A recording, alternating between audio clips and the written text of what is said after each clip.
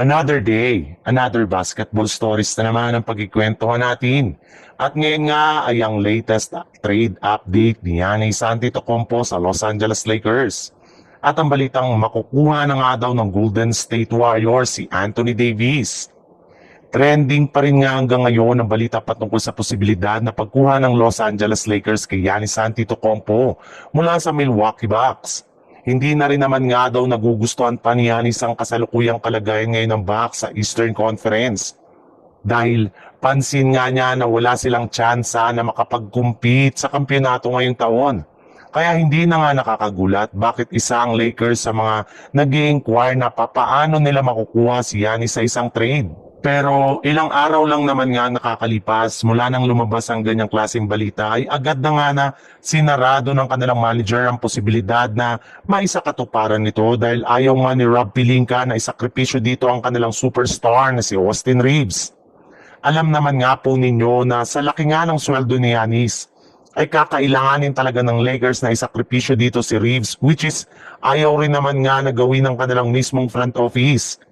Sa madaling salita, mukhang wala ngang mangyayaring trade ngayon sa Los Angeles Lakers at Milwaukee Bucks patungkol kay Giannis Antetokounmpo.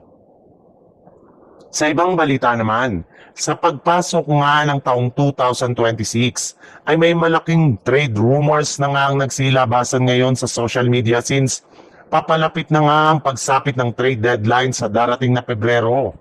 At kabilang nga sa malalaking balita dito ay ibinulgar ni Sam Amick na mismong ang Dallas Mavericks nga daw ang unang nag-initiate ng contract sa kupunan ng Golden State Warriors patungkol sa trade ni Anthony Davis.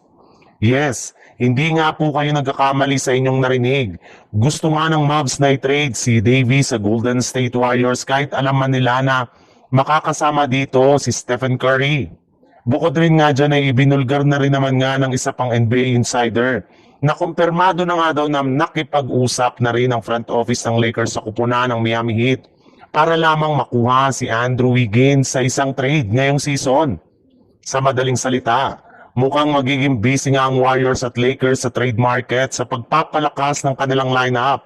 Lalo pat kung inyo ang titignan ng mabuti, parang magpapalitan lamang sila ng kanilang mga dating superstar kapag nakuha ng Lakers si Wiggins at kapag nakuha naman ng Golden State Warriors si Anthony Davis bago sumapit ang trade deadline.